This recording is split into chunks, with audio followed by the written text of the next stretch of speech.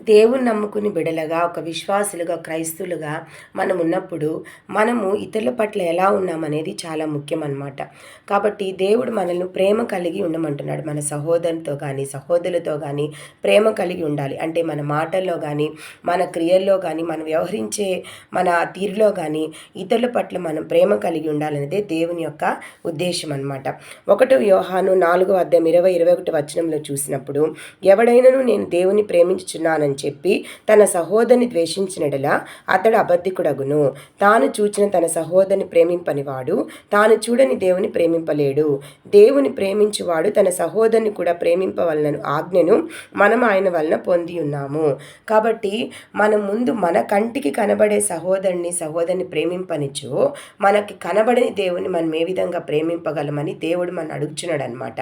కాబట్టి ముందు దేవుని యొక్క ఉద్దేశం ఏంటంటే, మన కంటికి కనబడే మన సహోదరులతో మనం ప్రేమగా వ్యవహరించవలసిన అవసరం ఉందన్నమాట. దేవుని మనం ప్రేమిస్తున్నామని చెప్తూ మన చుట్టూరుండే సమాజంలో మనం ఇతరులను ప్రేమించలేనప్పుడు, వాళ్ళతో ప్రేమగా మనం వ్యవహరించలేనప్పుడు, కఠినమైన మనసు కలిగి ఒకరు బాగుపడుతుంటే మనం ఓర్చుకోలేని తనము, అసూయ కలిగి ఉండడము, ఒకరు పైకి రాకూడదని అనుకోవడము, మరి ఒకరిని పైకి వెళ్తుంటే వాళ్ళు ఆగివేయాలనుకోవడము, వారికి హాని చేయాలనుకోవడము, మరి ఏమాత్రం ప్రేమగా మాట్లాడకుండా కఠినత్వంతో మాట్లాడటము, ఇవన్నీ దేవునికి ఇష్టం లేని విషయాలుగా దేవుడు ఇక్కడ తెలియజేస్తున్నాడు. కాబట్టి నీ కంటికి కనబడే నీ సహోదరుని ప్రేమింపనిచో, నీకు కనబడి నన్ను ఎలా నువ్వు ప్రేమిస్తావని దేవుడు ఇక్కడ సూటిగా అడుగుచున్నాడు అనమాట. కాబట్టి 1 యోహాను 4:16 కూడా దేవుడు ప్రేమాస్వరూపి అయి ఉన్నాడు. కాబట్టి దేవుడు ప్రేమాస్వరూపి అంటే God is with full of love. ఆయనలో ప్రేమ ఉందన్నమాట. ఆయన ప్రేమామయుడు, ఆయన ప్రేమాస్వరూపి. ఆయన మాటల్లో, ఆయన చూపుల్లో, ఆయన క్రియల్లో, ఇక్కడ రక్తమాంసంలో సంచరించినప్పుడు, మరి ఇప్పుడు ఆత్మస్వరూపిగా ఉన్నా కూడా ఎక్కడున్నా ఆయనలో ప్రేమ మాత్రమే ఉందన్నమాట. కాబట్టి ఆయన ప్రేమాస్వరూపి అయి ఉన్నాడు. ప్రేమ యందు నిలిచి ఉండువాడు దేవుని యందు నిలిచి ఉన్నాడు, దేవుడు వాని యందు నిలిచి ఉన్నాడు. కాబట్టి ప్రేమ యందు నిలిచి ఉండువాడు దేవుని యందు నిలిచి ఉన్నాడు. కాబట్టి ప్రేమ యందు నిలిచి ఉంటే మనం దేవుని యందు నిలిచి ఉన్నామని రుజువు అనమాట.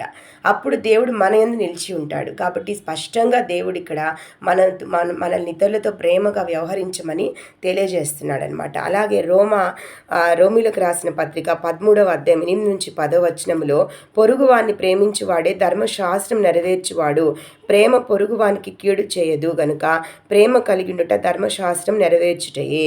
కాబట్టి మన పొరుగువానితో మనం ప్రేమగా ఉండడమే ఇక్కడ ధర్మశాస్త్రం నెరవేర్చటని చెప్తున్నారనమాట ఈ వాక్యంలో. కాబట్టి మనం ప్రేమను పంచేవారుగా ఉండాలి.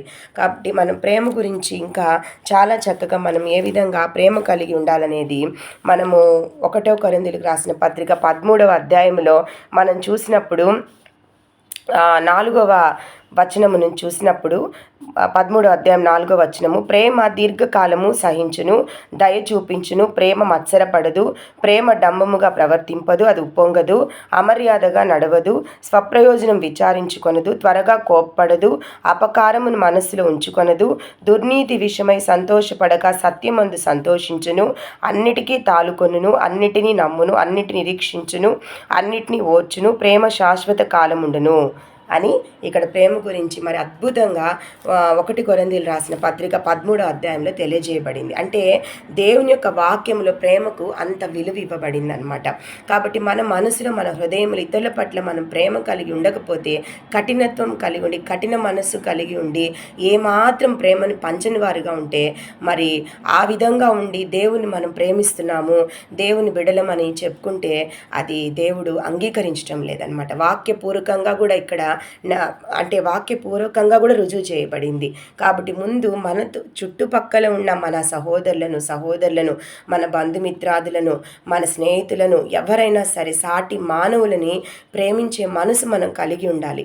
అలా కలిగి ఉంటేనే మనం దేవుణ్ణి కూడా ప్రేమిస్తున్నామని అర్థం అనమాట. అంటే కఠినమైన మనసు మనం ఇతరులతో కలిగి ఉండి, అటువంటి కఠినమైన మనసు ఉన్నప్పుడు మనం దేవుణ్ణి ఎలా ప్రేమించగలము? కాబట్టి మనము ఇతరులతో ప్రేమ కలిగి ఉండి, మన మాటల్లో, మన క్రియల్లో, మన నడవడికలో, మన చూపులో, మన కార్యాల్లో, ప్రతి విషయంలో ఇతరులతో ప్రేమ కలిగి ఉండుటకు మనము అలవాటు చేసుకుంటే, అప్పుడు ఆ దేవాది దేవుణ్ణి కూడా మనము మన గుండెల నిండా మనస్ఫూర్తిగా ప్రేమిస్తున్నామని అర్థం అన్నమాట.